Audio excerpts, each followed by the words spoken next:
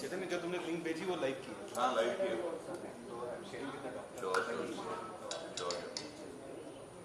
जल्द से पना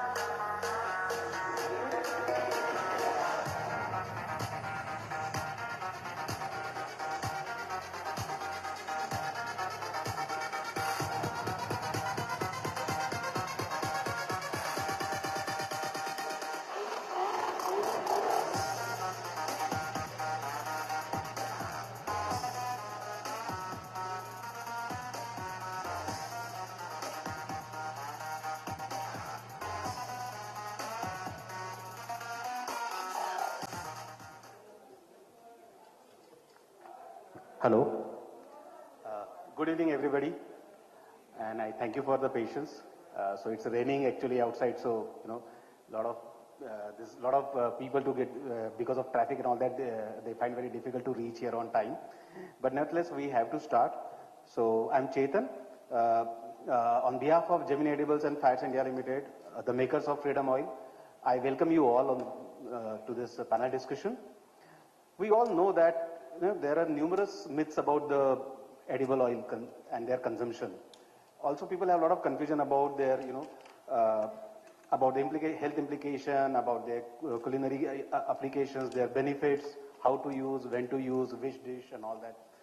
So today, our collective effort will be to burst this myth by not just by the perceptions and all that, but with the scientific backup, the research, the expert opinions about the panelists who are the expert in their own field, their opinion and all. So we hope this panel discussion will be engaging, enlightening. Also, we hope a lot of engagement from your side. You are free to ask questions and you can make your points as well. So we have a collective deeper understanding and knowledge about this topic. So thank you everybody and thank you for gracing us with your presence. Any further delay, I'll request Dr. Mateen to take over and introduce our panel and take the proceedings further. Dr. Mateen, please.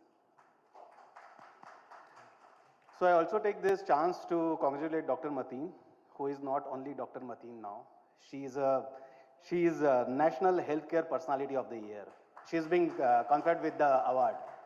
So today only we got the news and yeah. Sunday, yeah, she's been, the ceremony will be on Sunday. So here is, so we are graced with the personality, what you call, Health Personality of the Year, Dr. Mateen. Heartiest congratulations for all.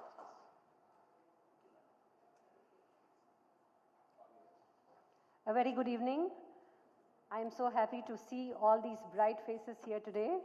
And today's discussion is going to be very different from the kind of seminars and conferences that we dietitians have been having.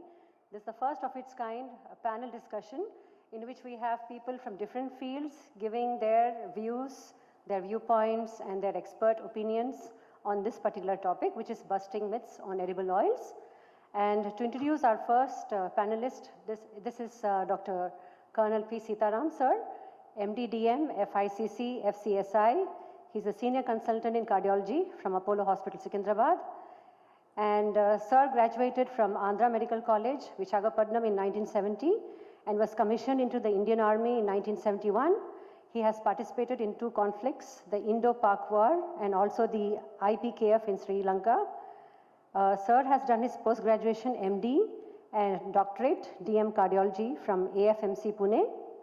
He is also a recognized professor of medicine and examiner in various medical colleges and dental colleges in Telangana. He was also the president of Cardiological Society of India, TN, in 2014. He has many professional qualities and publications to his credit, and he has co-authored medical books, and he told me recently that he is writing a new book now. Sir said it will be coming out soon, a book on poems. So this is something very different, not something that a doctor or a cardiologist would do. Sir is presently working as a senior consultant, medicine and cardiology at Apollo Hospital, Secunderabad. Pleasure is mine, sir, to welcome you to the dais to take the proceedings forward and give your presentation. Please, a big round of applause for Dr. Sitaram.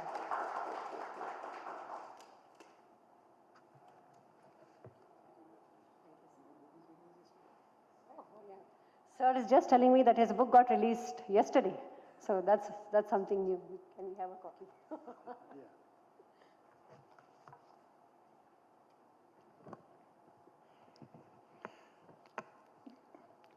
Good evening, ladies and gentlemen. It's quite a change for us from going all over the patients' meetings to a collection of young nutritionists who are looking after the welfare of so many thousands of people in a different way.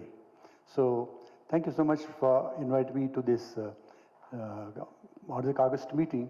And today I'll try to speak to you as a doctor about edible oils in health and disease. A lot of young people in the audience, so I was also young at one time. That was, first picture was when I was in the medical college, and second was when I was by internship in the army. So what we have been doing all these years was looking after the people, their health and their hearts. So the practice has changed. At one time, the only test we had was only ECG machine. There's nothing else a doctor could do to a medically sick patient. X-ray for the bones broken and ECG. And there was no such thing, blood sugars and all, the only very medieval, no other questions were asked ever. And what are the types of patients we had? It was quite different 50 years ago. In the medical college, King George Medical College, King George Hospital, at where I worked in Vizag, there were two separate wings. One was for the poor people, general wards, and the other was for special rooms where some VIPs were admitted. So the poor people had diarrhea, malaria, filaria, and such things. And the rich people had hypertension, diabetes, sometimes heart disease, which everybody was looking only at the ECG and nodding their heads because there's nothing else to do beyond that. There was no angiogram, there was no echocardiogram, there was no other test. So people were living happily in that myth of health and disease. Nothing was happening. But the last few years, I've been seeing myself a change.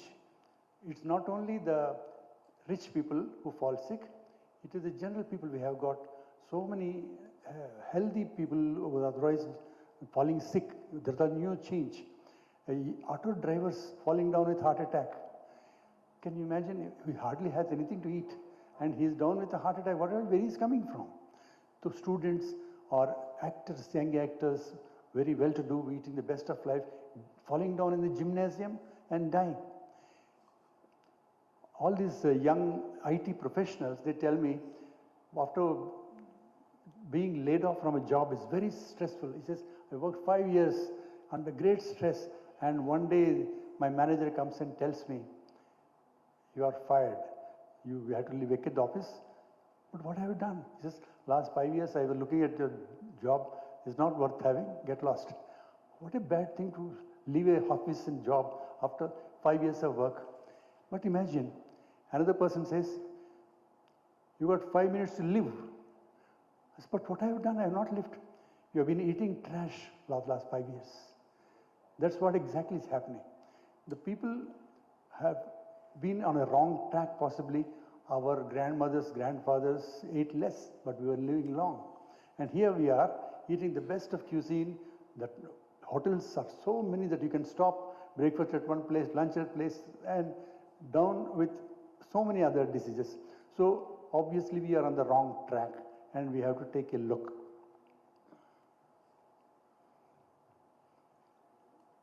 So I want to show you from doctor's point of view, what are the things that can go wrong with the heart that changes a person's life and lives of many people around them. Because I'm a cardiologist, let me start by.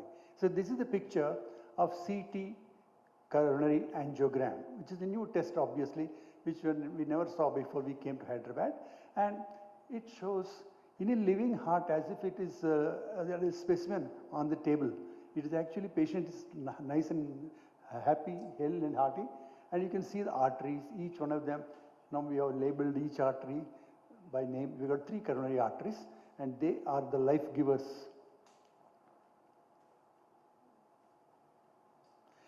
Now, if you buy a brand new house, you'll get a brand new plumbing. And the guarantor says, sir, your 10 years guarantee, nothing will go wrong. You're born with a lovely body, with arteries all over. And the creator has given you 100 years of guarantee. That's your body.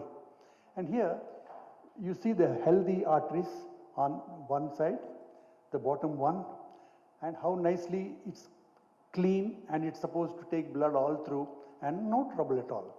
Whatever you eat, it digests, and whatever you don't, it's gone. But something happens, and the second picture, you can see that yellow streaks start coming in inside the artery. These are the specks of cholesterol and where the lipids getting stuck there. And the third one is they are encroaching onto lumen, and the fourth one is almost choked. No, this is not supposed to stay here. The rust should appear in a iron tube after many years. But these are the ones which are supposed to be lifelong. What is going wrong? Now, just imagine if you open an artery of a person during bypass surgery, look at the muck that is inside the artery. You see the artery which is all yellow, and you can't imagine how the poor blood with the red blood cells is running through the narrow gullies, worse than Sultan Bazar, isn't it? So it is, there's no place for the RBC, WBC, nutrients to go through, because the walls are all full of putty-like material, like paste. It is made out of cholesterol and various other unwelcome stuff. But how did it get there? Now, this is a cross section I just wanted to show you briefly.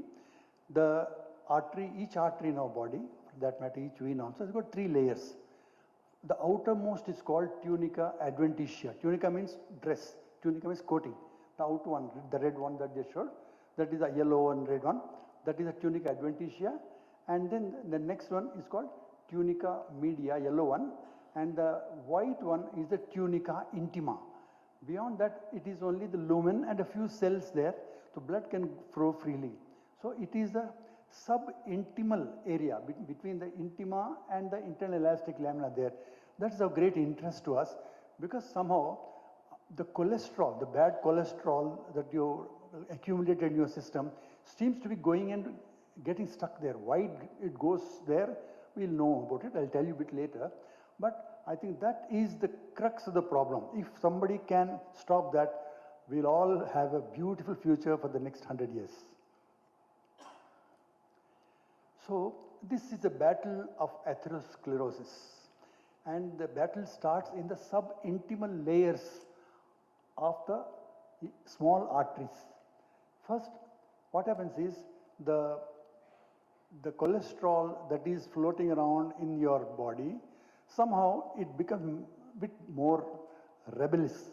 It doesn't stay in the free cholesterol that's floating around.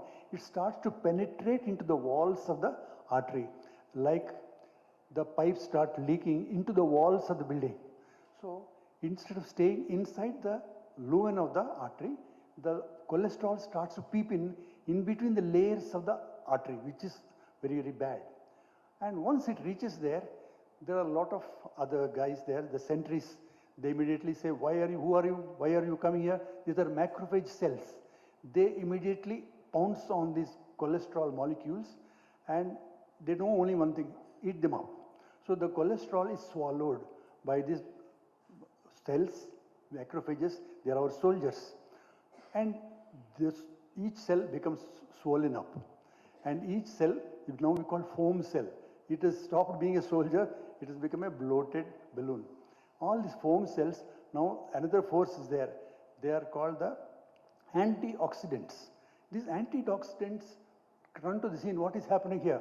And the antioxidants try to prevent the cholesterol from getting oxidized and getting this macrocyte to eat them up, and the foam cells increase in volume and clotting. So antioxidants try to do that, but antioxidants are less in number. They get used up. The body is not enough to produce the antioxidant in there. And our diet also is not rich in antioxidants. So we get a big, big problem there.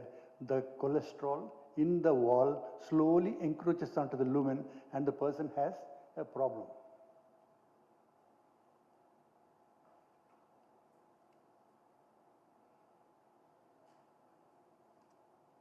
Yeah.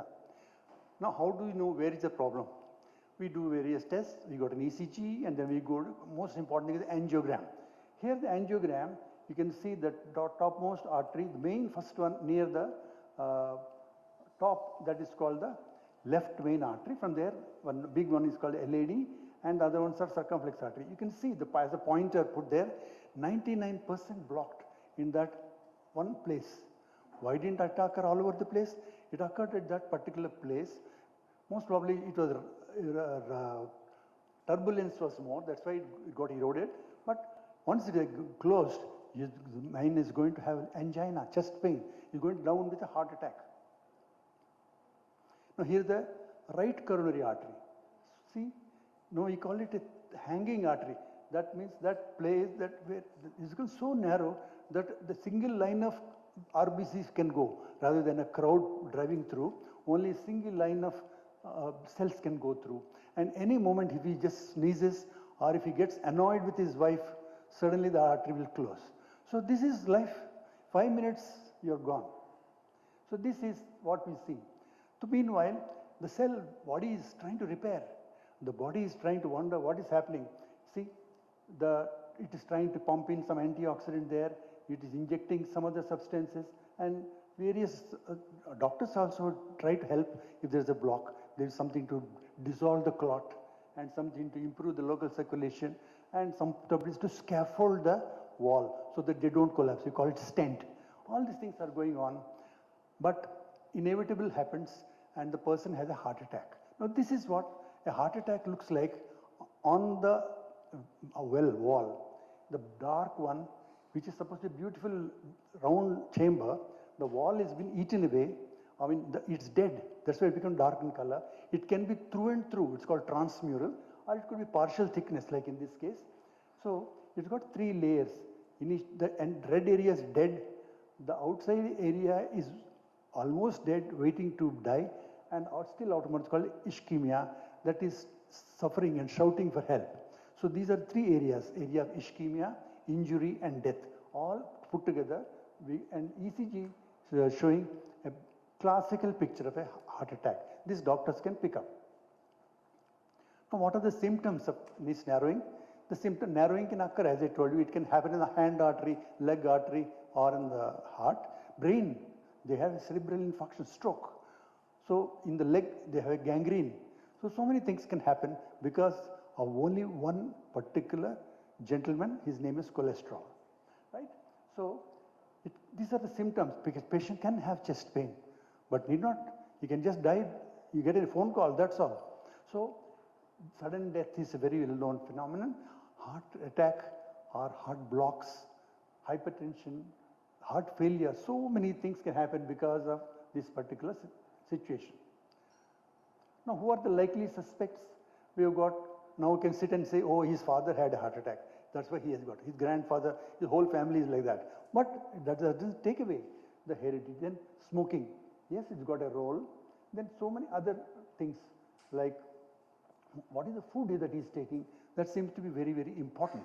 Because something we have done wrong, which our ancestors had it right. They are all very healthy, and we at a young age, we are all in hospital.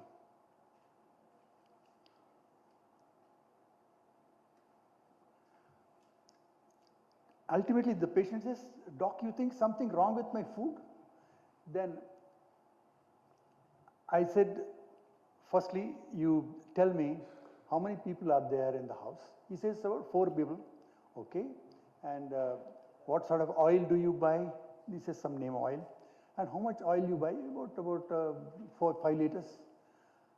Then I said, do you know what you are doing? As per the scale,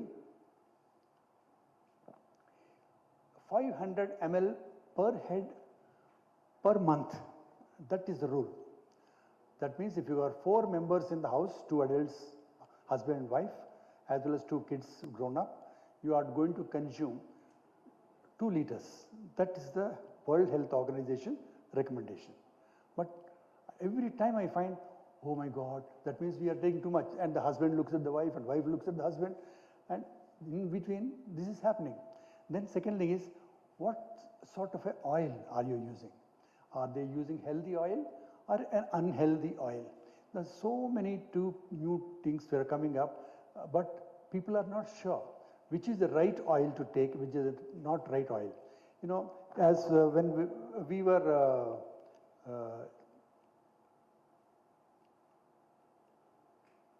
in our medical college, we were told, watch their lipid profile. Now, this lipid profile, earlier we used to only do serum cholesterol. But later on, lipid profile came to be as a total cholesterol, triglycerides, HDL cholesterol, LDL cholesterol, and various other stuff. So I am a teacher at medical colleges, And when I try to tell the students, they all start writing down. He said, how do you know, sir, which is bad, which is good? I tell them, look, do you remember watching a picture, Sholay? Yeah, yes, a lot of people have picked Sholay. So who is the hero in the Sholay? They say Amitabh Bachchan, yeah. H is the hero, Amitabh Bachchan. He's good. He's going to protect. Who is the villain? Gabbar Singh. Where is the LDL cholesterol? He's Gabbar Singh. And who is Gabbar Singh's assistant who sits on the hillock and plays the flute? Samba. Are you Samba, remember? That Samba is the triglycerides. Okay. Now they'll never ever forget in their life when the patient's lipid profile comes. Oh my God, my LDL is high. HDL is high. Oh, chalta, healthy, mara dost hai. HDL is good. It's going to protect you against the bad effects of LDL. Now, what does triglycerides do? Akele, he can't do a thing. But when the LDL is high, even he becomes malignant. He starts throwing stones. So, triglycerides are not your enemy. Your enemy is LDL. HDL is your friend. But is high triglycerides totally innocuous? No. If he's got one more chamcha along with him to go along, it's called very low density protein or LPA, lipoprotein A. These two can play havoc. So when you look at the lipid profile, watch the triglycerides, and if the triglycerides is high as well as little LPA is high, then that means we have to give something else for that also. But triglycerides, what are these triglycerides? What are they kept for? Cholesterol is okay, it's very, very important. It is important for the cell membrane. It is important to hormones. All our oxytocin hormones for the uterus, these are, everything is made of cholesterol. Without cholesterol, our brain doesn't work. Cholesterol is a neurotransmitter. But what about the triglycerides? Triglycerides are molecules which are important for transport of cholesterol from one place to another place. Here is a picture. On the top right is the intestines. That is the Rajiv Gandhi International Airport. That's where all you eaten, the lands there. And as soon as it comes out, he says they look for a taxi, Uber taxi. Uber taxi is triglycerides.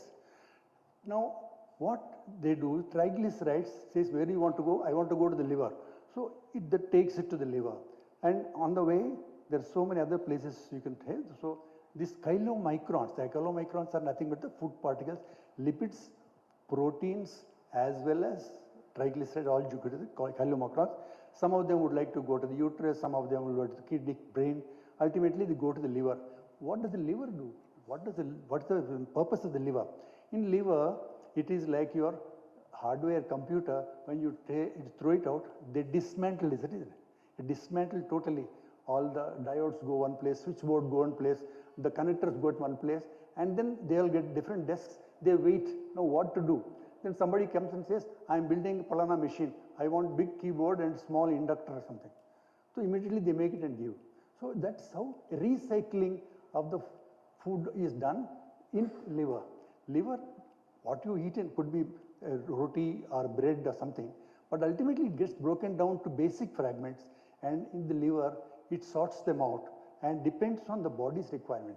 Down below there is a muscle. If this man is a bodybuilder, he wants more of protein. So according the message is received, it makes protein more. And somebody else required, a mother who wants to feed her baby, there's some of the fat is more. Now there is one rebel engineer there. He says, I am not going to listen to you, whether you tell me to stop or not. I know how to make LDL. I am going to make LDL. Arey, stop LDL, you're too high already, 300. I don't care. My job is to complete 500 production of LDL, then only I'll go home. He is not going to listen to you. That man is called HMG-CoA reductase, big name. Hexamethyl glucose reductase enzyme. That enzyme is supposed to make LDL cholesterol. And it goes out of bound. It is a rebel. It's not going to listen to you. So now the body tries to send something else to make him quiet. So it doesn't work. So now doctors have to give things called statins. Atorvastatin, rosuvastatin. These are called HMG-CoA reductase inhibitors. So they go and clip that gloves, you go home and rest, enough LDL. So that is LDL now he has to, for the rest of their life, they have to take this medicine. So this is how we can suppress LDL. Now supposing if he takes atorvastatin, one patient says, sir, now you gave me atorvastatin, LDL is down, all my blocks will go away. You are mistaken. A road patch on the road in Hyderabad, it gets patched above the Hyderabad Corporation, big tar lagake. It becomes a bump. Now that bump is not going to go away with the next rain. So your blocks will not be dissolved by the atorvastatin.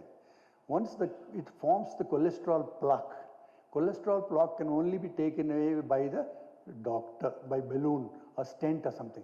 It cannot be undone by any medicines. Don't have that hopes. What you are doing is, to prevent further deposition of cholesterol, you have to take for the rest of life LDL cholesterol inhibiting agent. Now this is the values. As I told you, our good friend HDL cholesterol, it should be as high as possible. 40, 60 is great. I have met people who have got 72, one person has got 100 also. I said, lucky you.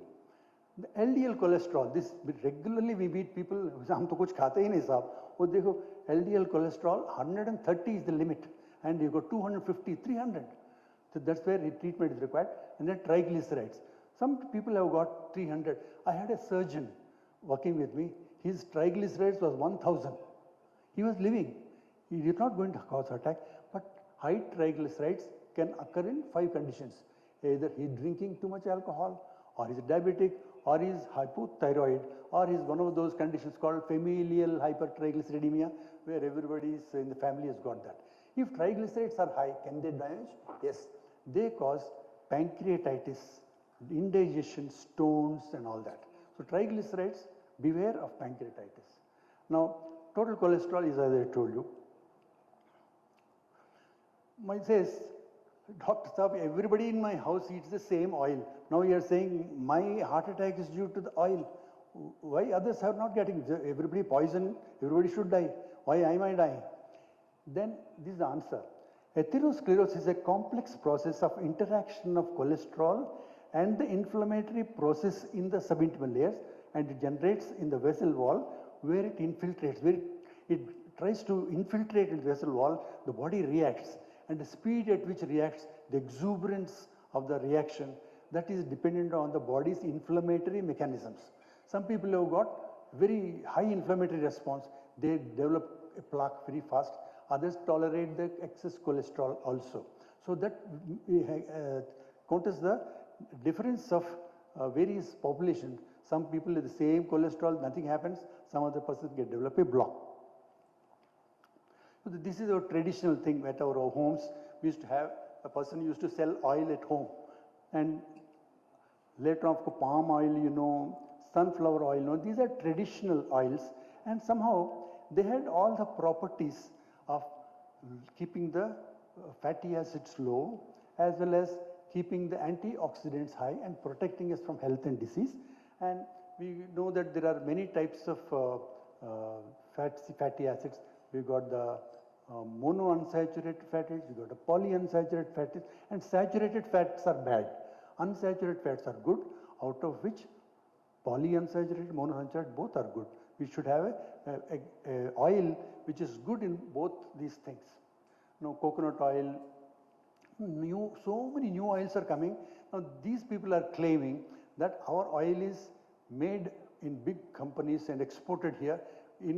When we say that your natural taste is lost, your the natural constituents are lost. They say, but we added on. After the oil is made, we added on B12, we added vitamin A, D and all. But all these things are not to be believed.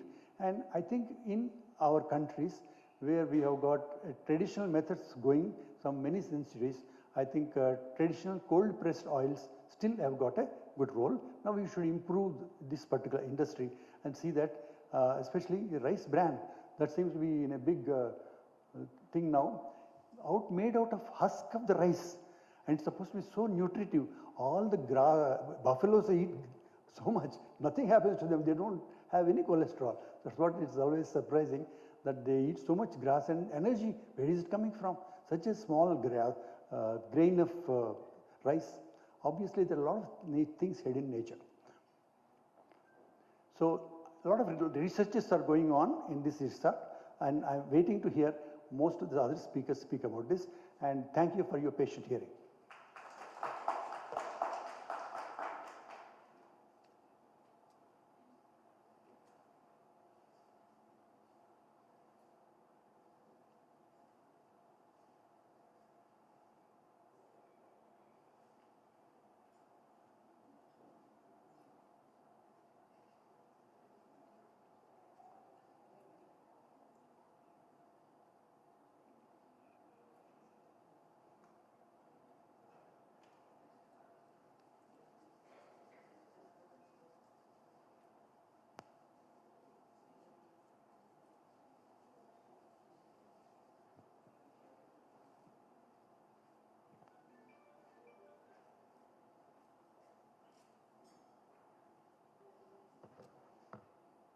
Thank you very much, Dr. Sitaram. It was a wonderful illustrative explanation you've given all of us here today. And may I invite the next panelist? We have Dr. Sayyida Nasreen. She is the HOD Nutrition UG from Madina Degree and PG College, Hyderabad. She's done her PhD in nutrition and is also a certified diabetic educator. She's also a member of the Board of Study in Nutrition OU. She has authored 2 recipe books and has about 10 papers to her credit. So please welcome Dr. Nasreen.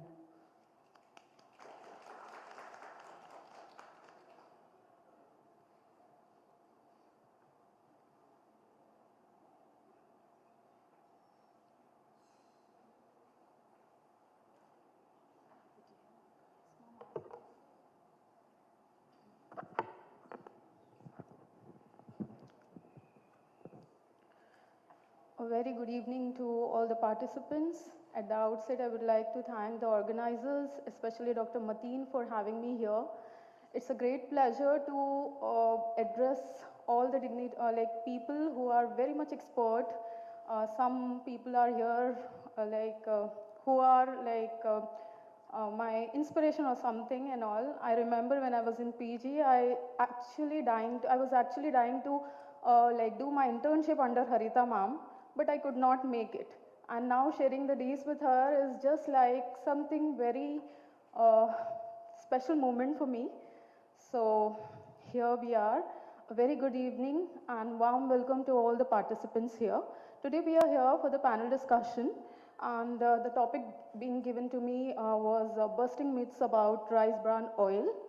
And Dr. Mateen asked me to be a little bit make it shorter, and I will try, but in case I could not make it, kindly consider it as a side effect of being the academician.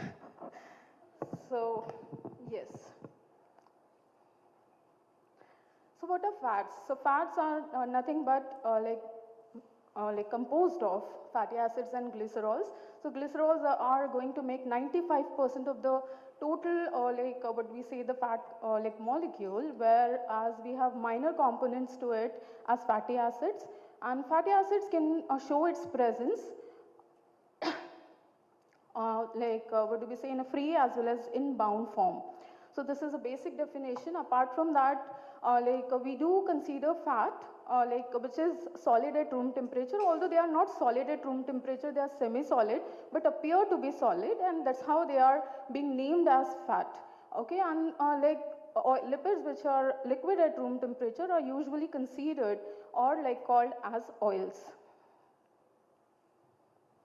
Coming to the brief classification, this slide is blurred and all. I'm sorry for that inconvenience.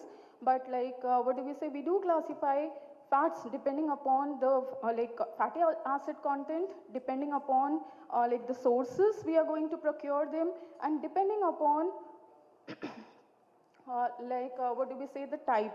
Okay, so first is fat, which depending upon the fatty acids. So we do have saturated fats, we do have unsaturated fatty acids. So unsaturated fatty acid is something which is having what do we say, multiple double bond vacant and all, which can be paired up with certain other molecules and all. And saturated fat on the other hands doesn't have any vacant like bond and all present with them. And then we do have essential fatty acids. That means we need to provide it through diet. And non-essential fatty acid is something which can be synthesized by our body. Then coming to the visible and invisible.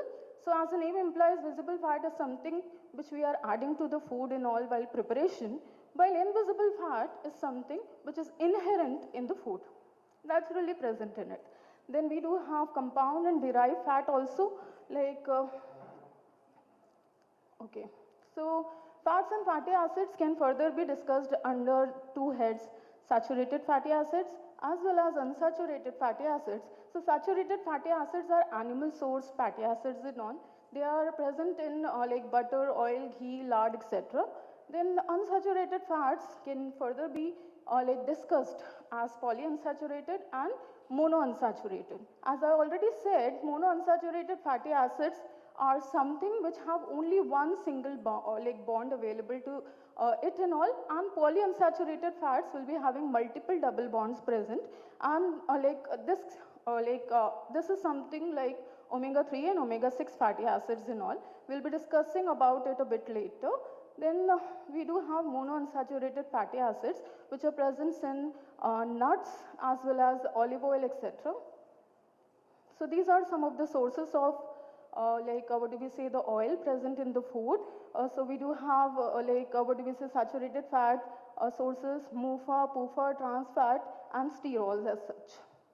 Now coming to the fat is having multiple functions to play in our body. It regulates your body temperature. It helps in synthesis of hormones. It is like important what do we say, insulating material to your body and like so on. Then coming to the decision making. When we know fat is important, then how much fat we should eat and what fat or what oil I should include in my diet. So like decision making is tough unless you have thorough knowledge of like what do we say, the fatty acid components, its cooking qualities, its smoking point and so on. So coming to the requirement of fat, so I'm just going to like what we say, make it a little bit simple. So I just included 3 slides which are discussing about the WHO and FAO guidelines along with National Science Academy guidelines and ICMR of course, because we are like what do we say, have different setup of selecting oil or different criteria for selecting oil as Indian cooking involve like what we say, cooking food like for long time and at higher temperatures. So these are the guidelines given by the National Science Academy, Washington DC, which suggests that 31 gram of oil to be given to an infant, and this particular guideline like talks about the depends or like what we say, equated depending upon the breast milk composition. Okay, and then we have like what we say for infant from 6 to 12 years in all, around 31 gram of fat, like which is which is equated, I must say, with breast milk as well as the supplementary food and all. Then for adults, it is the 20% of the total calories should be derived from the fat. It is some part of it to be derived from invisible fat and some part of it is supposed to be derived from visible fat. So this is the like WHO recommendation on the fatty acid. To make it simple, I have another slide with me. So this is ICMR guidelines and all, where we are talking that around 20% of the calories should be derived from like fat and all for adult males and women. But in females and all, like we need to also talk about what do we say, women's in reproductive years, where the fat content is going to be a little bit more for her. And like here we go, this is the visible fat content and all, where 10% of the calories may talks about inclusion of 25 to 30 gram oil per day, and like for children, infant and young adults, this is a little bit more. Now coming to, apart from the visible fat which is going to the food and all, we need to also what do we say, take into consideration that good fatty acid sources and all, like nuts and oily seeds and all, fishes, etc. need to be included. So this guideline given by ICMR suggests inclusion of fishes and fleshy foods, inclusion of egg and like non-vegetarian food, and it also talks about inclusion of nuts.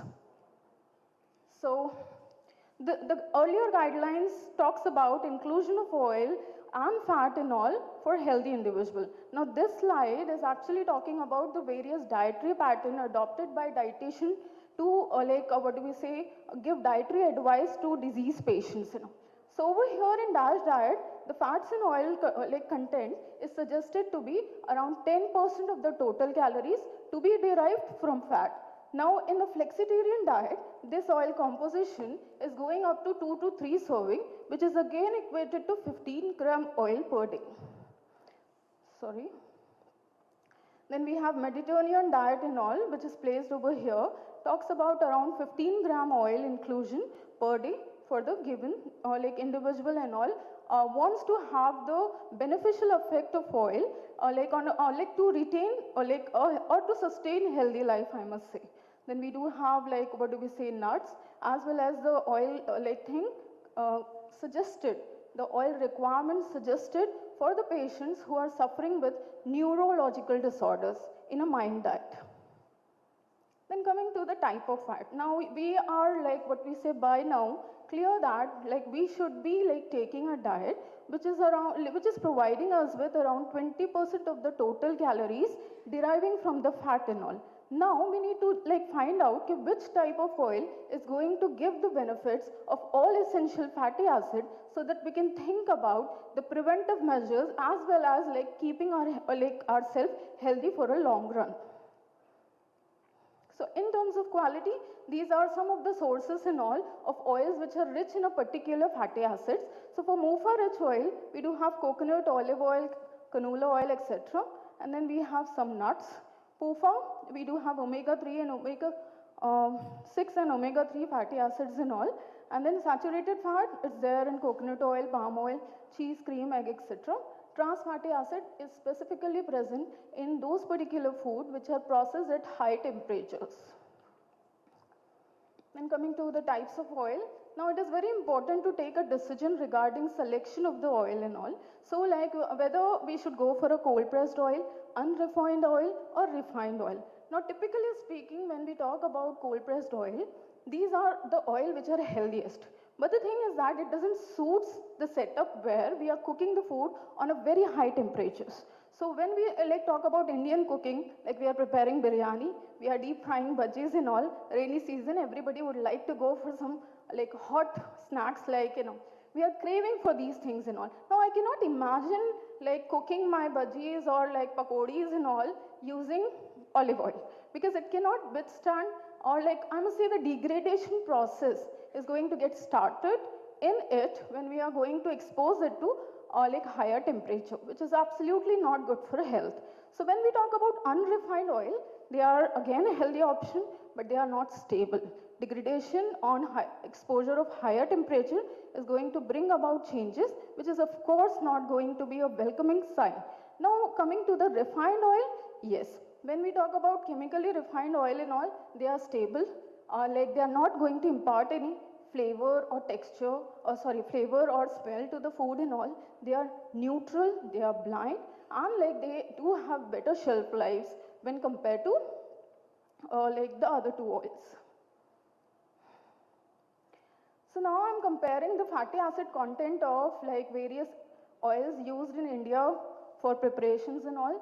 So we do have rice bran oil, we do have coconut oil and all. Let's make it a little bit more simple. So if you are able to see, the saturated fat content in these oils is comparably high. And then when we talk about the other oils and all. But if we are seeing the rice bran oil over here, it has got all the balance of saturated fats, monounsaturated fats and polyunsaturated fat. Thus it is something which is very much promising, very much healthy, and yes for the sort of cooking we opt over here in India. So WHO recommendation, so 20 to 30% calories for men's, 20% calories for women in reproductive years.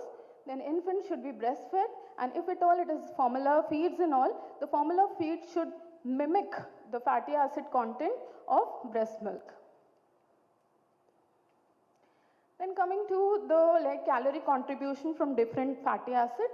So we do have like up to 10% from SFA, less than 300 mg of dietary cholesterol like should be incorporated in all. Linolenic acid should be 4 to 10%.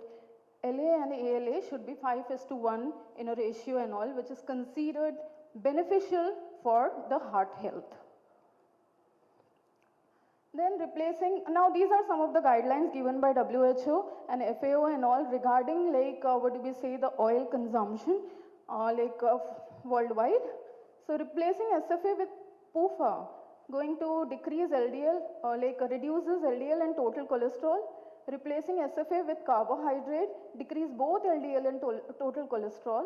Replacing carbohydrate with MUFA increases HDL cholesterol.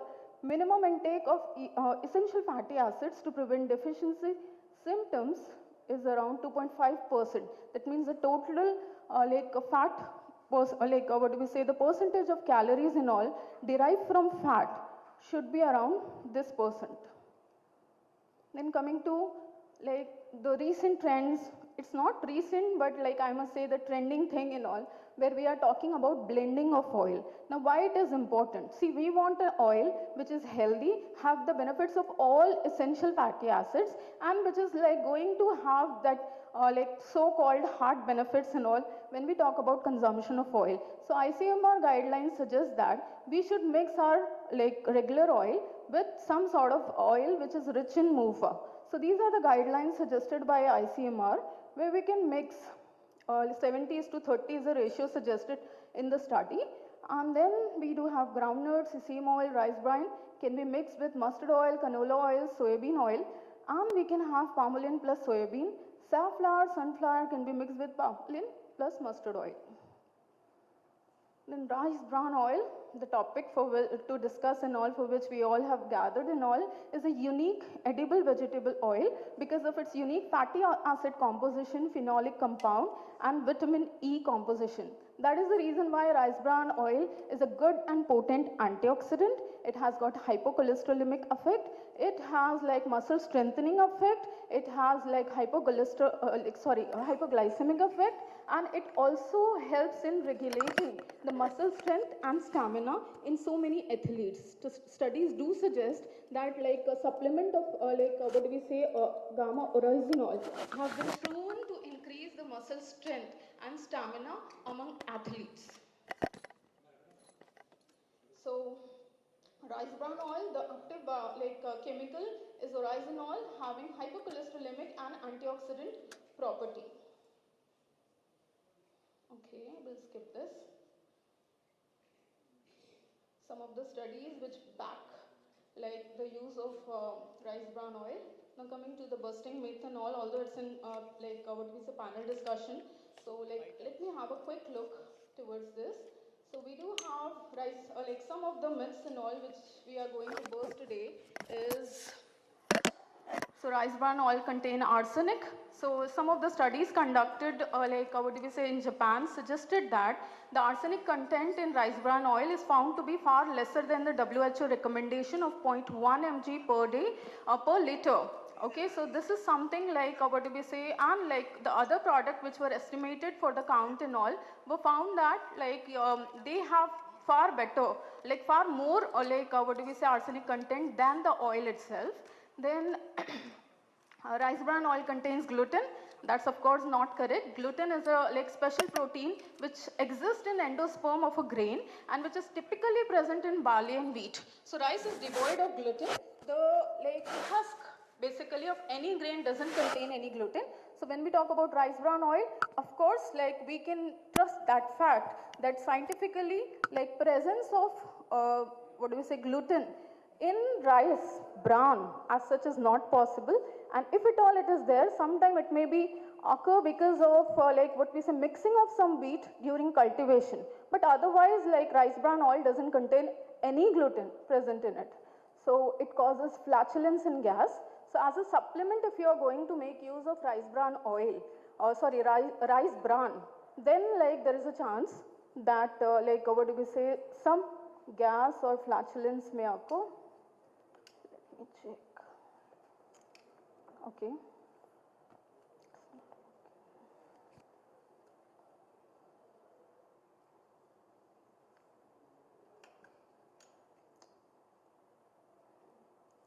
Okay, so like studies suggest that excess intake of rice bran, not oil, under inverted commas, I would like to highlight that as supplement, if you are going to use it for prolonged time or longer or extended period of time, then there are some chances that an individual may experience some sort of flatulence or gas. But with oil, that particular thing is ruled out. So I guess I'm done. So. Thank you very much for patient listening. I hope I managed the time deadline, ma'am.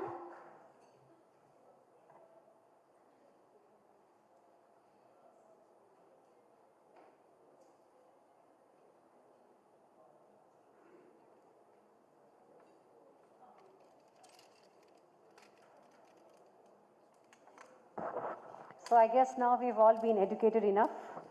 It's time for some action. So let's go straight ahead with the panel discussion for today.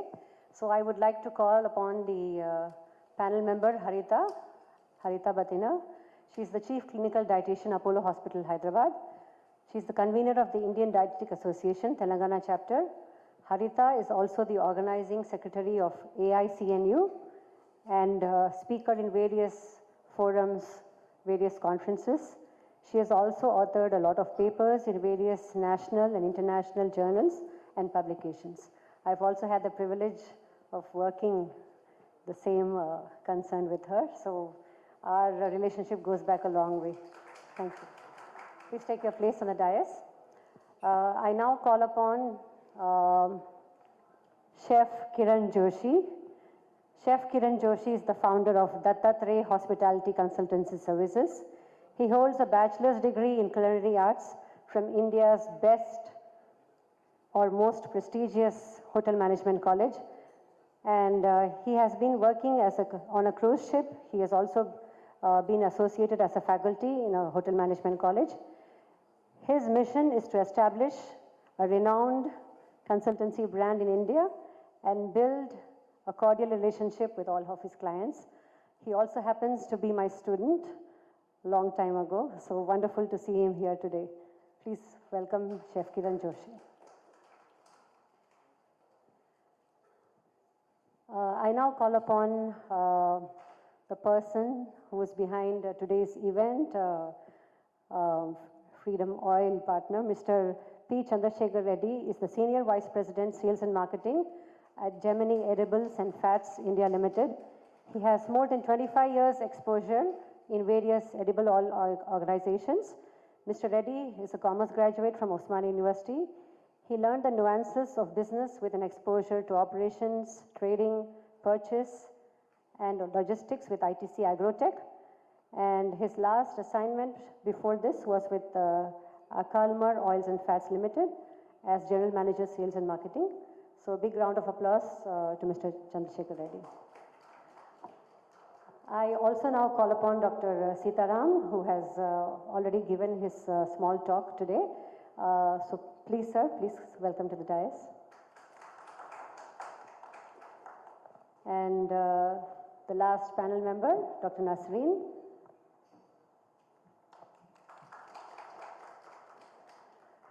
I also call Ms. Manju. She is the senior journalist and she'll be moderating the panel discussion.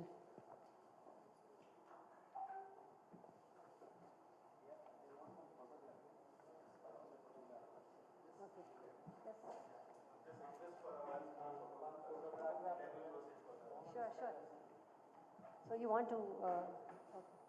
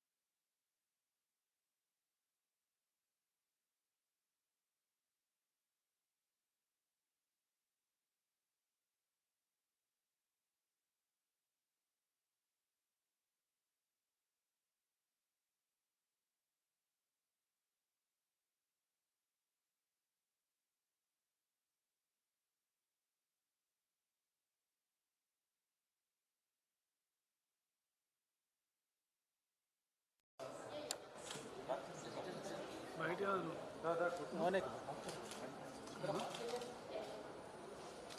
and good evening to everybody. A warm welcome to everyone about this panel discussion titled Busting Myths about Cooking Oils. We've heard Dr. Sitaram talk about heart health. We've heard Dr. Saida Nasreen talk about, various things, various technical things. But what will we do after this? After the panel discussion, we will head for the high tea, where we are going to eat our samosas, our curry puffs, our manchurias, whatever lined up, isn't it? So typically that is what is going to happen. We've heard the experts talk about so many things, but I want to interest the youngsters, I believe the nutritionists and the dietitians who are here. So you guys are all familiar with this trend called 2 truths and 1 lie. Are you familiar with that? Can I have a yes? Okay. So now I'm going to say 3 statements, and I want you youngsters, I can see some nice bright faces. I want you guys to show me your knowledge, and that's where we will start our conversation. Are you all with me here? Yes? A yes, please? Yes. Okay. So, the first statement is, oil is unhealthy and makes you fat. Myth or reality?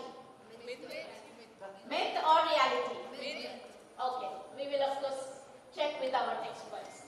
The second, monosaturated fats are good and contribute to good cholesterol levels and reduce your risk of heart and cardiovascular diseases. Yes or no? Truth or lie? Truth? Okay, we will again get back. Third, rice bran oil may have anti-cancer properties. True, false, myth or reality? True or false? We don't know? Okay, we have 5 experts waiting here to talk about so many things, no worries. We've already know about the panel and what they do. Since we are all interested in food, right? And we know how much we all look up in social media. Every time we open, what do we see in reels? It's called food porn, which means food displayed in amazing ways. And it's not just food. You have a nice music. It will be a big cauldron of oil with mirchi bhajis floating in it. And somebody mixes it with a ooh annava mama song. And what will we say? Ooh, and we go and eat the mirchi bhajis. Right? That is typically what our connection with oils is. I don't think any of us would really stop eating oil. I mean, we are all Indians, we love our food. But we may as well be intelligent with the kind of oils we use. So what kind of oil should we use? How much should we use? Let's start with that. Since we are continuing about food, let me get the first panelist, Chef Kiran Joshi. Sir, could you tell us about this myth about smoke point, right? The heat or the temperature at which food should be cooked. What is a general myth that you often hear about? And can you tell us something about which oil is best for Indian deep fried cooking? First of all, thank you, ma'am, for giving me this opportunity, and thank you, Freedom Oils, for calling me here. Specifically, Madin, ma'am, thanks a lot for calling me here. I'm really delighted to have sitting with you, sharing the stage with you. So coming to the smoking point, is anybody in the room who knows what is smoking point? I am a pure Hyderabadi business-minded person, so I'm going to talk to you about reality. Okay, yes. I might be going out of the topic a bit, but then I had doctors giving the insightful knowledge about what is fat and how it helps, or what happens exactly inside our body and everything. But when we talk about business, bringing in the consulting aspect, anybody tell me that, if I serve you a hot French fries here right now, or a pakoda, onion pakoda with a tea, will you have it or not? Yes. Everybody would like to have, right? So basically the thing is that sometimes emotion is related to the food in such a way that your health and other aspect you won't think of. Yes, but I don't disagree to the other doctors who have said that you need to know how much to eat and where to eat, how you have your balance into the diet. Coming to the question that ma'am asked about the smoking point, basically a smoking point means when a oil or any fat that you heat up, it converts into the smoke. That particular conversion point is called as smoking point. Now for different kind of foods, it's a different kind of things that you use. For example, you are having a pasta or a burger. There you will be using a butter which has got a very low smoking point because it has got milk solids into it. Whereas when you go towards unsaturated fat, as the doctor said, the normal oils that you have it and you, in your home on regular basis, there it is basically high smoking point which you are using it for the Indian tadka style cooking. In Desi language, if I have to tell you, it is a tadka style cooking. So for those or for Chinese cookery, everybody loves Chinese here. Is there anybody who can tell me that they don't love Chinese food? Chinese food is all done at high temperatures. You need high smoking point oils for that. So that's what about the smoking point I could say about it. Thank you. Thank you. Thank you so much. So which oil kind of would you say should be used for the Indian style of cooking? So basically any oil that, see, now if you say Indian cuisine, I have different segment or cuisines that I can talk about. Say if you are a hardcore Punjabi, you would like your butter chicken or paneer butter masala to be cooked in mustard oil. If you are a hardcore Maharashtrian, you would want your misal pav or all those things to be cooked inside a peanut oil or probably a sunflower oil. If you are a proper Hyderabadi, you would like to have your whatever Kodi Vepudu or that sort, you would like to have it into your own style of whatever oil you are using at home. Maybe a refined oil is a normally used. Some people use also sesame seeds oil. In lot of South Indian houses, they make the pickles, and those pickles for the long lasting thing, they use sesame seed oil into it. So it's basically a culture that has helped people to, okay, my ancestors, my grandfathers, grandmothers have been using this for a long time, I am using the same. Just before entering this panel discussion and this room, I had a discussion with Dr. Chandrasekhar, and then I was having a word with him. He just said, people have a myth about, why don't you use a palm oil? Okay. We said, it's basically, in Indian mentality, palm oil is a cheap oil. Yeah. But they will go to that mirchi bhaji ka stall and have the same mirchi bhaji cooked inside a palm oil. Their ruchi gold is okay.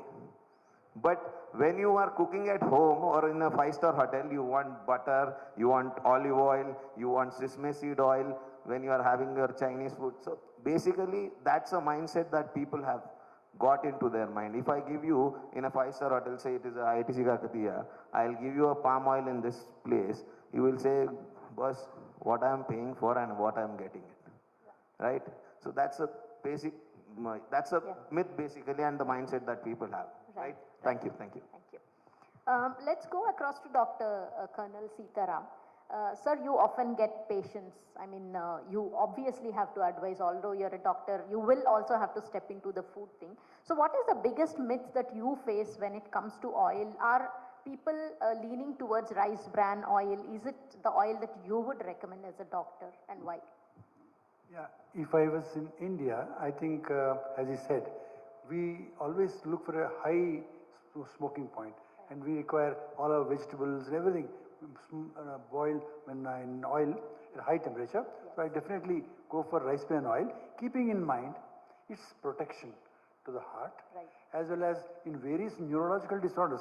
There are a lot of papers in Alzheimer's disease and Parkinsonism disease, and so many people where it has helped because of the content, that it definitely helps neurological, cardiological illness. So if I was a Mediterranean, Yeah. I would have possibly olive oil would have been better Okay. because they just sprinkle. They don't cook in that. Right. So I think that's the correct point. So it's more suited for the Indian The cuisine. most suitable for Indian is rice bran oil. Okay. It's very good. Right. Dr. Nasreen, there is a myth, I don't know if it's true, but I've heard that rice bran oil is also good for skin and hair and beauty. Or is that just hype? Can you tell us about it? Yes, it's correct. It's not a myth. Okay, like rice bran oil has got like very well balanced like a composition of vitamin E in a form of tocopherol and tocotrienol. So these particular antioxidant property, and again because of this particular antioxidant and alpha gamma oryzanol and all, it has got that capacity to get absorbed into your skin very fastly. Okay. So these days, like many pharmaceutical and cosmeceutical companies are doing plenty of research to make use of rice bran oil in the preparations of cosmetics, as well as like certain like what do we say, the in moisturizers or like n number of like products and all they are coming up with, and like this particular property of rice bran oil is actually like getting them good results, and it is popular in many countries and all to go for so many products which are having the base ingredient as rice bran oil. Okay, so both consumption as well as usages. Usages, yes, it is considered like good for health, Right. in both the senses. But yes, of course, I would like to highlight one point that sometimes in some sensitive individuals, including rice bran like oil for massages and all, may cause allergy. So, but that is very like less number of people will get who are sensitive. Rest other people like across the globe and all are finding it very suitable, very like what do we say, useful and all to make use of that. All right, thank you. Ms. Harita, could you tell us like some myth that you often, I mean, you're a dietitian and you're often talking to patients and all kinds, I mean, even I'm sure you write in the media. So tell us one myth you face about this very local Indian oil that seems to have, I mean, we've been hearing about it for the last 7 to 8 years, at least that's been my, this thing. So could you tell us a few myths you think people think about rice bran oil? In general about oils, if you see, the moment somebody has had a cardiac surgery or they've had a block and they have a PTCA, you see that the first thing that they want to do even before they have, consulted you is immediately move to olive oil.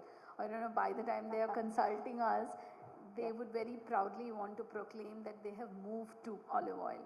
And in this discussion, I think it's very obvious that not everybody has to move to olive oil. Not all Indian oils have to be thrown out, and you don't have to kind of look at them in a very negative picture. In the last decade or two, we've seen a lot of advertisement on sunflower oil, which also said it is cholesterol free, and that's why also many people did switch to the PUFA rich oils, which are the sunflower, safflower, and of course I think in terms of deep frying also it's very convenient to use those. While it is good to move from completely saturated cooking, a lot of Indian cooking is ghee based cooking, Right. or the Western cooking is a lot of purely butter based cooking. Right. You move from that to understanding that oils are better, which has been a very traditional practice. Right. But somewhere along we learned that groundnuts are bad and therefore groundnut oil is bad. We moved away from using the sesame. Rice bran is something new. Soybean people use, but then there are many myths around that also, which is a different topic. So the most common thing which we see is whenever we say to people that you can go ahead and use groundnut, you can go ahead and use rice bran oil, they feel that no, this is, I've had a cardiac problem, so I couldn't be using these. Okay. And forcefully switch themselves to olive oil. Also, olive is not a native oil. Right. Whatever is a native oil, usually, typically, that is good. Yeah. The whole control or specification would be in terms of quantity. I'm surprised to see Dr. Sitaram also mentioned that in his slide, that you would want to restrict the total quantity and figure out what as a family we are having, right, rather than for the individual. There's a family of 4, you want to restrict to 2 to 3 liters. Broadly, that is good enough, provided all the cooking is happening at home. These Right. days, people are eating 2 to 3 meals a day, a week outside. Yes. And then you don't know how much oil they are consuming, and then Yeah. of course, That's as why you should mentioned, from convince, where they are consuming. Yeah. That's why you should convince people like Kiran to use the right oil, so that even if we eat outside, our health is you're not worried about what Yeah, kind of oil. I think it's deep fried, which is the biggest concern primarily. Yeah. I would like to add one thing. So yesterday it happened to be, I didn't plan it to be, but then yesterday evening I was busy with one of the product development. We are developing few products for US market. And this was coincident. I didn't plan it that way, but then the order that I had put in for oil, I did not mention it refined oil or whatever. And the guy who purchased, my store manager who purchased the oil, he purchased rice bran oil ka 15 liter ka whole tin. And till night 12:30, all the cooking and everything was going on. So I reached back to home and I suddenly saw a date. I said, "Arey, it's already 18. Tomorrow I have to go for a panel discussion. Till then, it's not there in my mind that I have to attend this panel discussion, but it's because of work stress that is going on all the time. So already that step of using a rice bran oil has been taken since, because I have used it yesterday while product development. Now for every whatever, so it's a export batch that we are creating of 60 items. And everywhere the rice bran oil will be used, that's for sure. Nice. So you have incorporated into your product. Yeah, but it was unknowingly. Right. Thank you. Thank you. Sir, Mr. Chandrasekhar Reddy, now you're the man behind the oil that we often use at home. Now there is this notion that expensive is healthy. We all go to the fancy supermarkets, Q-Mart, whatever mart.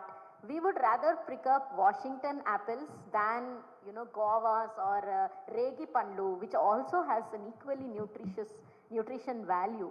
So tell us this myth. Why do we think that something expensive like olive oil is better than, maybe our local oil like a rice bran or other oils? Yeah, our marketing, sales and marketing, it has been tuned to such a way that what is expensive is healthy. Not only in edible oil, cooking, everywhere. Expensive is at a better service provider, better value. But there are some smart people out there in the hotels and restaurants. They know how to find a good quality at the affordable prices also. And one practical example people do compare whenever I meet any friends, relatives at any function. Oh, you are working for an oil company. Tell me this. How is it possible that you offer any oil at 150 rupees? Today it is 150. Pardon me, it was few months ago it was 200 rupees. Now it's buffed to 150 rupees. I buy a peanut oil from the Kirana shop at 150, 120 rupees. Good quality. It varies from 100 to 150. And I go and give it to this Ganuga crushing, and he gives me 300 grams. Hence it should be costing 450 rupees. You are selling very cheap. So hence it is not genuine. This is generally, he briefs all, but the irony is that most of us are missing that we don't buy at 150 rupees. Right. We means, anyway, we don't do the groundnut crushing, but we source a good quality of rice bran oil. Any miller buys directly from the farmer in a market yard. So also he buy it in the season. Like, practical example I can think of is, today tomato you are seeing it at 200 rupees kilo. But just move in October, you will see 2 rupees kilo, you will see us TV scrolling. Madanapalli farmers thrown tomato on the streets. That is the situation. That is the situation for every agriculture produce. So there are millers to catch at the right price. They cover up for the 4 or 5 months and do. Hence, and also when you give it to the local crusher, that mill, hand mill, right, you are also wasting the byproduct. Right. That fetches a value of, at today's terms, at least 20, 30 rupees a kilo. Okay. So net, these are all of these savings to us, and we don't, occasionally do. We do day in, day out, when to buy, when to sell. All that is that. So hence, it is not that it is cheaper is not good. Right. So there are several examples. If you give me an option, what is generally myth is, another myth that I come across is, what oil is good? Yeah. Is sunflower good? Is rice bran good? Somehow I have been told, I've been practicing that, if you go to north, the mustard oil is good. If you go to somewhere in Gujarat, they consume cottonseed oil like crazy For them, kapas oil is as better or as good as sunflower oil. So, I mean, as the scientists are discovering new kinds of oils, so unfortunately, with the olive oil has come because it's a high-priced thing, and then there's also a myth that what is the Western world uses is the good. We tend to explore that flaunt with all the foreign brands also. The American brand, in Western UK brand, Japan brands like that. So, but this rice bran is a homegrown brand, homegrown oil. Today, Japan recognized as the most healthiest oil. Yeah. In fact, our association calls it as a wonder oil. It is because, it is because of that oryzanol, which you talked about. But Dr. Nasreen missed out at points. There is another micronutrient called inositol. Okay. If I missed it, which is vitamin B8 or something. I'm not too good in technical. It is also good. So basically, rice bran oil has got all the vitamin, and tocopherols, tocotrienols has got in every oil. Right. But when it comes to rice bran oil, has two micronutrient which is not available any other oil, which is oryzanol and as well as inositol or inositol, right? So these two are only available in rice bran, which are proven. Still, there is a lot of research is happening. We have, in fact, on rice bran, I'm just slightly deviating of the myth. I'll come to the myth later. Rice bran I started growing from, making from Hyderabad. In 1960s, one of the industrialists from Hyderabad, he saw the bran. He had a mill, he had a bran, and he kept it in a newspaper. Okay. And he saw the oil traces in newspaper. So he went to Germany, Lurgi, which is a famous oil extracting company then. Then oil was, he got the technology and he started. From 1960 to 1970 or something, it was only used for soap making. Wow. But in IICTs, again another company from Hyderabad, IICT, Indian Institute of Chemical Technology, discovered it, that oryzanol thing, NIN and all that, and made popular. Today it is gaining a lot of importance. But unfortunately, if all of us move to rice bran also, India doesn't have as much as rice bran as you want. And no other world, no other country produces, only India exports rice bran oil. Right. India exports to Europe, India exports to Japan. Only oil that we export is this, and as well as peanut oil. Coming to the myth, what oil is good? See, every oil is good. I can only tell practical aspects of it. What here academicians and doctors have said, I do not disagree. Sunflower oil is basically a darling oil for the housewife. It is, if you are keeping sunflower oil, you don't have to keep any other oil. It is for deep frying, it is for shallow frying. Yeah. Just I disagree with the salad dressing. Then another oil available is for peanut oil. You make a peanut oil with any chutney. I'm just giving you practical aspects of it. Because purely from marketing. Peanut chutney, just hotels may, peanut oil, peanut chutney, and long storage pickles. If you want to make avocado pickle or anything, nothing it beats. Even if you want to make a pulihora, you can make with the peanut oil. It tastes better than sunflower oil. Right. Coming to rice bran oil, it is basically a little more color. We don't like the high colored oils, but at the same time, we do use peanut oil, which is slightly higher in color. We do use mustard oil, which is higher in color. But when it comes to refined oil, you expect the color to be lower. Right. That is the beginning. So you are not meeting the beginning, but it is a fantastic oil. There's a tendency that when you do a deep fry, so you need to do a proper heating up to maybe 200 degrees or something, and the possibility that some of the batches may have the foaming. Right. So, but whereas it comes to sunflower oil, absolutely foaming will not happen. Right. So that's how I try to clarify. But end of the day, at my home, I'm not able to change from sunflower to rice bran. So imagine how strong the sunflower is. Right. Okay, so That's I just broke in the myth. So does the extra heating and processing, the chemical processing or the high temperature processing lead to loss of these nutrients like oryzanol? There will be a loss, but I don't have any evidence, but there will be some kind of a loss. Yeah. There should be a loss, no? Because it is going into the byproducts, those vitamins should be going. See, only tocopherols, tocotrienols, and then these three things. There should be something going. Yeah, heat stable. Vitamin E is a little bit heat stable, ma'am. Highest vitamin E is available in sunflower oil, among the naturally thing, not in rice bran oil. Rice bran oil has got the oryzanol, which is proven. I have so many living examples. Probably Chetan will play those that videos where early from 80s they've been using. A person is 78 years old. There are several examples that we have. No blood pressure, no this thing. It can be coincidental, but then it's proven. Although it's not from study, but like there was an article published and all that before, like during the British era and all, most of the people household oil choice was rice bran only. Okay. But the thing is that later when like British Empire came and all, like our eating pattern changes depending upon the tax we used to get and all. And like we have like shifted from millets to cereals. We have changed our preferences of like things and all depending upon the things which were made available by Britishers to India. So that was the time I personally think and all, like we shifted from our ancient wisdom of selecting food and like opted something which is being given to us by them. Is there a Telugu name to it? Is there a local name to it? For what? For rice bran? Rice bran oil, very difficult to coin Yesterday also name. we had discussed this. Yeah.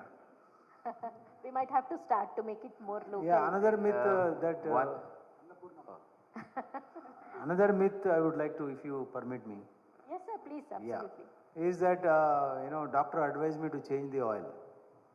So I several times I try to go. I mean, many times, every time I go, I try to watch the baskets in the supermarkets. He picks up brand A of sunflower oil. He picks up brand B of sunflower oil. Picks up brand C of sunflower oil. I asked them, why do you pick up same sunflower oil, 2-3 brands? Then said, doctor changed me to advise the oil. Doctor advised me to change the oil. But actually, doctor told you to use probably 2-3 kinds of oils, not the 2-3 kinds of same category. Here it is, one thing we have to understand is, there's a lot of limitations of what when we make oil. We are not supposed to add anything in the oil. Right. When I say sunflower oil, source is sunflower oil, I am supposed to, within the permitted regulations, I am supposed to do processing and giving it. So most probably as among the standard brands,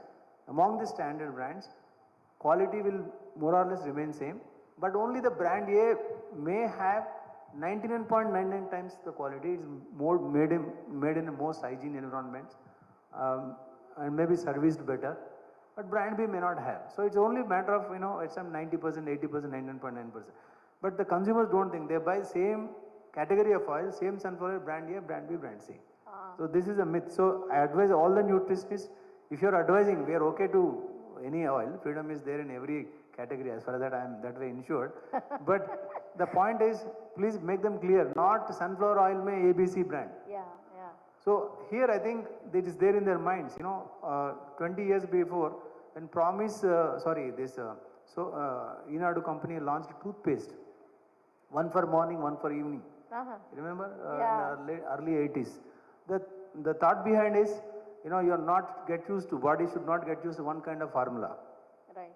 Maybe toothpaste, if you are using soap, we are advising fine, because each soap is not with the same ingredient. Yeah. When it comes to edible oil, it is with the same ingredient. Somebody made it better, somebody is not able to make it better, somebody doesn't want to make it better for some reasons. Right.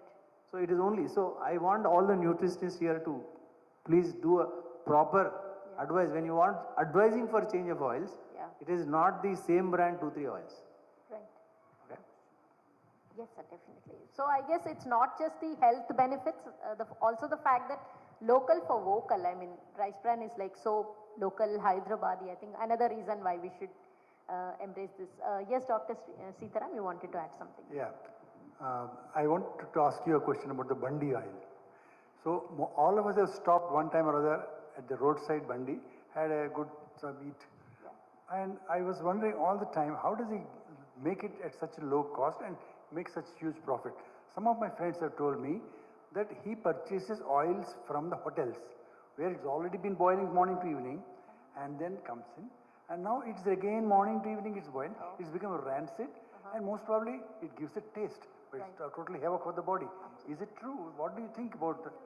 Possible, quite possible. Because for us, it's okay, 1 or 2 snacks in a week or so. Yeah. But imagine a migrant laborer from Bihar, he comes and does the work, and he has every day a Bandi food and goes to sleep.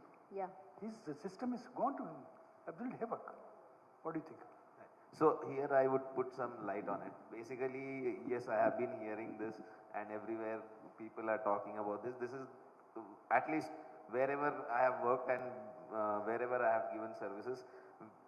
You can check my mobile. I have somebody called. He will come and buy the oil that you use. Okay. Now there is a certified company. They give a certification. This oil goes for some other crude oil processing work. So they come and place one stainless steel barrel over there outside your place in an open place. You just have to use that oil, whichever oil you are using. After using it, once you think it is burnt. So basically, okay. In our case, what we do have, we have thermometers and the oil. Basically, it's a equipment which comes with the laser. It shows basically if the oil is good or not. Okay. And this equipment is used to check the oil. If you don't have that equipment, what you do is you use the oil for 3 days and then directly put it in that barrel. Okay. So that's how it is used. Like no hotel will give that oil to somebody on the street vendor or anybody. It doesn't make any sense to anyone. Because and whatever we resell through that barrel, I think I'm getting so much money that I can buy half barrel of the oil for my next 15 days. Okay. So yeah, we are not giving it to anybody. And okay, after you submit that barrel to them, they will give you a proper certification that it has been submitted to so and so company from this day, and for next barrel has been placed at the same place. So it's a good practice which has been happening, and I have not seen this in India for the first time. A lot of people don't know that this happens. When I was working for Abu Dhabi National Hotels Private Limited in Dubai, that was a time that I saw this for the first time. When I came back to India, we started doing it on a purposefully. Earlier in the start, people didn't support, but now most of them are supporting to this thing. So we are not selling oils to any vendors for sure. No, I guess Thank it you. was more like a general. I'm sure it must be happening. Like, yeah. you know, I would. It's not that I'm taking it personally or anything. Yeah. I'm just Yeah. saying on a general term. There were 2-3 things that I wanted to add up, but then it was continuing, so I didn't disturb anyone. So basically, first of all, as everybody said about the millets, I don't know how many people knows about this year 2023. It is called as Year of Millets, and we Indians are promoting millets everywhere in any other way. I am also contributing with one of the colleges where I was working as a faculty. We are coming out with a book. You don't have a specific book on millets which is done properly. Lot of people have just done the books just for the sake of it. We have started working 15 days back on the same, and we are going to work till December. Before December end, you will see a book coming out which will have more than 200 Indian recipes from every part of the cuisine, or probably every part of India, and that book will be coming up in the month of December. Coming to the oils part, when he said about the salad oils, olive oil is basically, it's a good oil. It's not anything that I would say, but then problem is the marketing is done in such a way that everybody says, okay, butter, olive oil, because we are Indians, we want to follow somebody else. We don't have our own this thing. A lot of houses, like I can tell you, a lot of my relatives, they use only ghee for cooking food. They say, I don't want to use any oil, only ghee. And I have seen this. When it comes to, say, our salad oils, nobody knows about flaxseed oil, or we won't speak about it. But flaxseed oil is something that you don't cook. It is only and only used for the salad preparation. And it is very nutritive. It is very nutritive. Even in place of egg, lot of people have a myth saying that only egg can help you to make a cake. Use flaxseed powder for making a cake, and you will be astonished by seeing that how the egg albumin, what is a white egg white, is replaced with the flaxseed powder and water just mixed together. Okay. Thank you very much. Right. Thank you. Thank you for those. And in fact, you're talking about millets. In fact, even Telangana used to eat millets until We had Chief Minister N.T. Ramarao giving the 2 rupee rice. It was a great political move. Once he announced rupees 2 free rice, all people who were eating millets very smartly moved to the rice, and now again we'll have to get them back to millets. Ma'am, that also is because of the color. We Indians are very well, attracted towards white color. Yeah. You see people wearing khadar ka shirt, khadar ka pant, white. You see people having cream, again they feel it is rich, right, posh. So why, rice looks... Everything, paneer, milk, everything. Sure. I have a question to Haritha Garu. So this oil is rich in antioxidants, and I don't know much about these terms like tocopherols, tocotrienols, and gamma oryzanol. So how do these things in an oil like this actually help us in our life? What kind of health benefits do they add to us? So any disease that we are having, it starts off with some kind of an inflammation. Okay. So when we have good antioxidant rich diet, whether it is not necessarily only coming from the oils, right, it's coming from the other components of food as well. So when we are eating dark colored fruits and vegetables, when we are eating fruits which are rich in vitamin C, the Indian Ayurvedic tradition, if you see, talks about amla a lot, because it has a potent antioxidant which is vitamin C.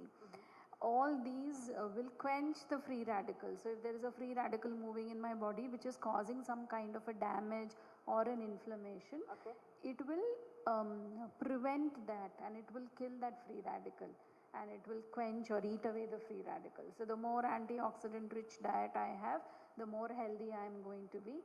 And any kind of a disease initially starts with inflammation. So there itself it is going to stop it, there itself it is going to quell it, and therefore all of us should be looking for an antioxidant rich diet, whether it's coming from fruit or a vegetable, or a nuts and seeds that I am having, or from the type of oil that I am picking as well in this context. Right, thank you. Sir, Dr. Sitaram, you often advise people, but what is your idea of what is the kind of level of knowledge they have about oils? I mean, like Mr. Chandrasekhar said, do you ever hear people talking about the other oils, or is it just about the sunflower oil? No, I think unless the lady of the house is from the villages and she has got some knowledge, all the other urban people, they hardly know anything about what is the supermarket. That is heaven for them. Right. I don't think they've got any knowledge about it. So where do you think we should start? Like again, should the change start with the woman to get them to use the right oil? I think you send all your patients to me, I'll explain. But I think it's very difficult to educate general public because the moment they'll turn the page, if it is unsuitable to them. So you have to make it a story, you have to make it TV movie, something like that, then they're acceptable. Everything make is it a in short 15 story. seconds these Absolutely. days. Hold their attention about nutrition, they'll go out for a walk. They won't stay. No, but do you think we should start like, I don't know, something happening at the supermarket level where you say, what oil are you picking? There should be some kiosks giving us knowledge. I agree. So education, adult education about cooking media. In fact, Chandrasekhar Garu, these days with apps, at least previously I used to go to the supermarket. Now during COVID we gotten used to the big basket and Blinkit and all. Now though I don't even do that. I just open the app, fatafat, put everything. So even I guess it has to start somewhere in the phone maybe. We are doing same. We are training the trainers so that they take the message to the patients. Yeah, right. One thing to what just now sir said, also from my perspective, we can think of putting rice bran oil inside a hotel management college so that the chefs who are coming out from there, they will be used to it before they enter in the industry, and they will say, okay, now we have to start using rice bran oil. It has to start at multiple levels for a sea change to come. Exactly. Level management has to be done. I was listening to a marketing guru. He said the toughest thing to change is to change a person's toothpaste brand. I think oil comes next. Oil is tougher than the toothpaste. I guess. At least toothpaste is something external, but oil you consume and you have memories of oil, you see. It's like a brain, this thing. Ma'am, could you just throw Because more? the toothpaste value is so less. Right. Even if you use two toothpaste in a month, probably you will spend maybe 150 rupees. But 1 kg of oil is for a family. Yeah. It is, 3 liters if they use is 500 rupees. Yes, sir, absolutely. Dr. Saida, would you, you've done a lot of research on rice bran oil. Could you tell us a couple of things that we haven't touched upon, maybe? See, basically when we talk about oil, the quality and quantity, what I emphasized during my presentation is very important. Irrespective of the type of oil you're using, you should make sure that you should not go beyond the RDA or the suggested guidelines and all in terms of quality, quantity. Okay. Now coming to the quality, so no single food can be said that it's complete in itself or it's going to do miracle. Right. In our body's dictionary, I personally what we say feel there is no word called chamatkar. So nothing is going to happen overnight. Okay. So you need to bring about these changes slowly. With determination, and you should be focused what I'm doing and all. So blending of oil is something which is being emphasized by the guidelines given by ICMR and ANAN for Indians. So that can be practiced. So we can use oil in rotations. Okay, so 1 month we are using sunflower. So next one let's switch to rice bran and then go for something said like mustard oil and all. And we should make sure that we are having that rotation thoroughly practiced. Right. And we should also make sure that our lifestyle is not exaggerated to an extent where we are careless about physical activity, maintaining the good diet and all. So everything should go hand in hand. It's a holistic behavioral change what we should suggest to the people and all. Yes, you should have a good lifestyle, you should do physical activity, you should make wise choices, and at the end of the day you should stick to the guidelines of a given nutrient. Okay, fine, 20 grams is a per day suggestion and all. Right. So in that 20 gram what experiments I can do. Right. So that particular thing is of course going to bring about that desirable changes which is needed. Right. Because we are the global leaders now for diabetes, cardiovascular diseases and so many metabolic disorder. It's a time we should bring about that change to the lives of the people where they'll be practicing and preaching the good habits as it's being said in classics and all as well. So we used to practice some thing called as satmeva ahara and all in olden days and all. So that used to have all the colorful platter, the rainbow revolution, what these days we have a fancy name being given to it and all. So we should bring about those colors to the plate. We should see to it what goes into plate, quantity and quality. Yeah. And there is a Sanskrit sloka. I'm very bad at that. So I must say pardon my pronunciation. So Atisara Sarvat Varjit. That means anything in excess is harmful. Yeah. So you should stick to that particular thing. Whatever I'm taking, it should be in the desirable format and quantity, irrespective of the type of oil you are choosing from the shelves in the supermarkets. Absolutely true. So before we conclude, are there any questions from the nutritionist? I can see Sujata, my friend, who's a very top. Any questions to anybody? We have everybody related to oil, a cardiologist, academician, business. Any questions from the audience? Yeah, Sujata, why don't you ask one question? Or you could clear a myth for us. They are clear what to prescribe, so no doubt. Are you?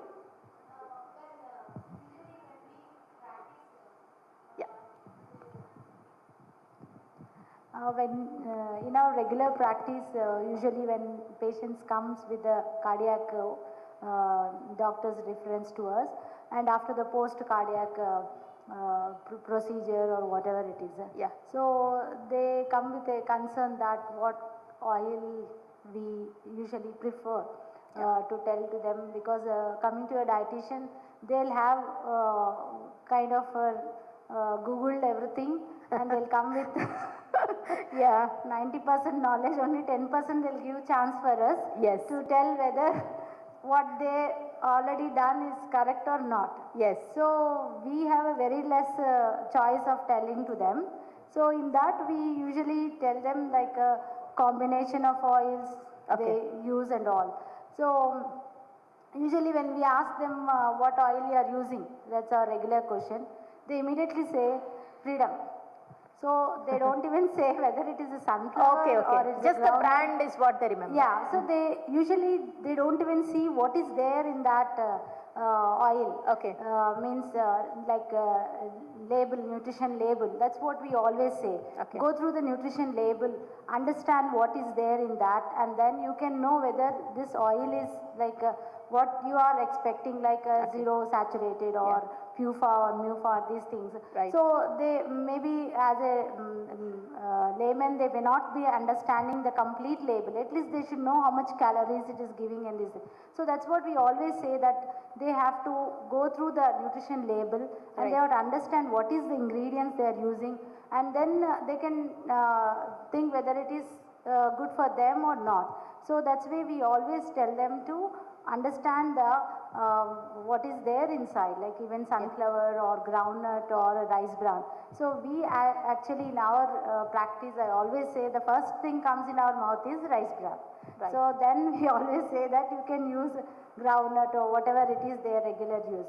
So that's how we usually educate the patients, telling them what kind of oil, and this nutrition label reading also we have to promote and tell them, not only oils, like different products in the market, because now 80% of our food is on mostly packed foods. Right. So that we have to get into that. Yeah. Sujata, where do you work now? You I'm with Yashoda Hospital. Yashoda. Sujata Stephen works with Yashoda. Yeah, I would like to add, since the rice bran oil is a homegrown oil, I mean the Indian, not only India, Thailand, Pakistan, Bangladesh also started producing, and Vietnam. But the research mostly happens with the Western world. So all the papers on the oils and fats is mostly, I'm not saying India doesn't publish, India doesn't have, but you'll mostly end up the foreign papers. That industry body realized this, and now we are coming forward. In fact, yesterday, Dr. Mateen also I was saying that our association is my responsibility. If any of the PhD pursuing student wants to come and do a research on rice bran oil, I will sponsor. So what I'm saying is, so on the Google, invariably you will find only talking about olive oil, only talking about sunflower oil, or mostly you're talking about palm oil also, but less rice bran oil, because still it is emerging. In the oil itself, it is only from 30 years it is there. Yeah. So don't go by the what is in the Google is what you have to advise. The rice bran oil, for sure, there are living people. I'm again reiterating. It is the one of the best, healthiest oil among the oils available. But unfortunately, it's being priced as same as the sunflower oil. So that's why probably if it were priced at 250 rupees, maybe it would have gone. But then we don't want to price something which is not there. For us, whether I sell this, whether I sell that, what we want to make is what we want to make. We don't want to make something unusual. So that perception also is there. It is the same price as sunflower oil, same price as peanut oil. So how it can be healthy? If it is healthier than sunflower oil, it should be costlier? Yeah. It is not. So no, I guess you've taken the first step to conduct awareness thing. So yeah, I think with this is just beginning. We are just trying to learn what kind of corrections we have to do. Yeah. In fact, doctor also asking whether we should sponsor a national thing. As we learn out of this, let us we start. We'll make a small steps. Yeah. We'll definitely try to bring a forum to educate the nutritionists. We'll try to cover that expenditure for the association to educate all the nutritionists. Great thought. We'll start with Hyderabad. Then we'll see how, end of the day, we are business people, how it is impacting my brand. I would like to see. Yeah. Surely then we will take Business with a conscience. Yeah, that's the way to go. No, it is actually, India has a potential to make roughly 1.5 million tons. Country produces 8 lakh tons of oil, but still in the form of healthier rice bran oil. Right. It is only 2-3 lakh tons is getting used. So what is producing 8 lakh tons, 2-3 lakh tons, still 5 lakh tons more healthier oil we can produce. Right. But with the paddy that we are producing, country can produce 1.8 million tons. Far away. Today we are importing 50-60%. Okay, and then if I have to put it 16 million tons, we put at least 1-2 million tons we can do this way. Right, sir. Yes. Yeah. So I guess we've And covered. Telangana is contributing a lot for rice bran oil production. Right, sir. Yeah. So I guess we've covered most ground, everything about health and nutrition, diet and cooking and the marketing perspective. You can always connect with the experts after this. And so I think we can conclude, of course, Dr. Mateen will give the final remarks. So just to correct, my name is Manju Kalanidhi. I'm a journalist by profession, but since I am like one of you, I'm a lifestyle writer, so I'm always writing about food which involves oil. I'm also guilty for perpetuating some unhealthy myths, but I shall definitely try to do my best. You can all connect with me on social media. And as a journalist, I'm tempted to give a headline for this, which is use your brain, shift to rice bran. Thank you very much.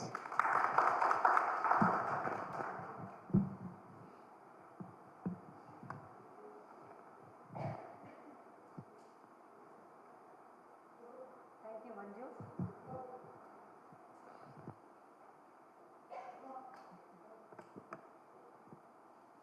Thank you, Manju. It was wonderful that you have conducted the panel discussion so well. And we have got to hear different aspects of rice bran oil, olive oil, sunflower oil, you name it, different kinds of oils being consumed in the market from the various experts over here. And let me start by thanking everybody who is present here today. I would like to extend my thanks to everyone for participating in this event and gracing it with your presence. I am grateful to the panel members for graciously accepting my invitation and coming forward and giving their viewpoints on today's topic. A big thank you to the sponsors of today's event, which is Freedom Healthy Cooking Oils. Thank you everyone for being a patient audience, though we started a little bit late. High tea is served, and may I ask all of you to please join us for that. And you can also interact with the panel members and all of us. We can also revise your opinions or ask your questions and mingle and have a great time. Thank you so much. Yes. Before we leave, please remain seated. So, panel members, please remain seated. Before we go, this is something that shows how much I've been carried away by the talk that they were doing over here. So we need to properly thank them for coming over here today. So we'll start with Dr. Sitaram. Thank you, sir, for coming forward and giving your insightful thoughts about today's program. So, so you want me to do that? Okay.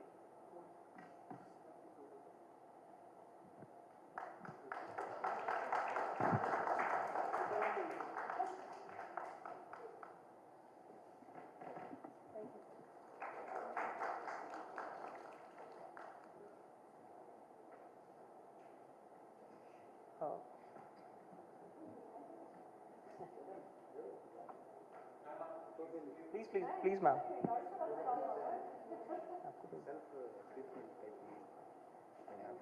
So next we would like to play that video.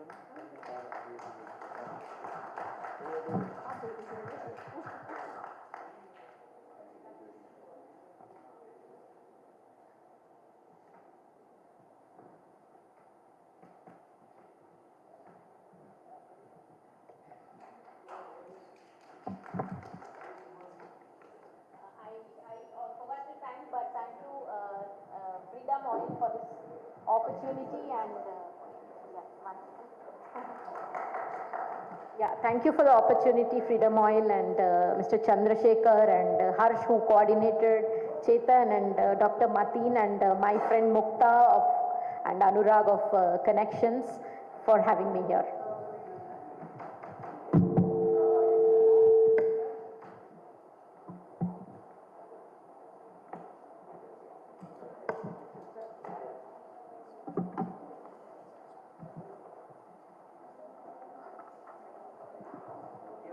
Chetan sir, would like to request to token appreciation to Mateen ma'am also, no?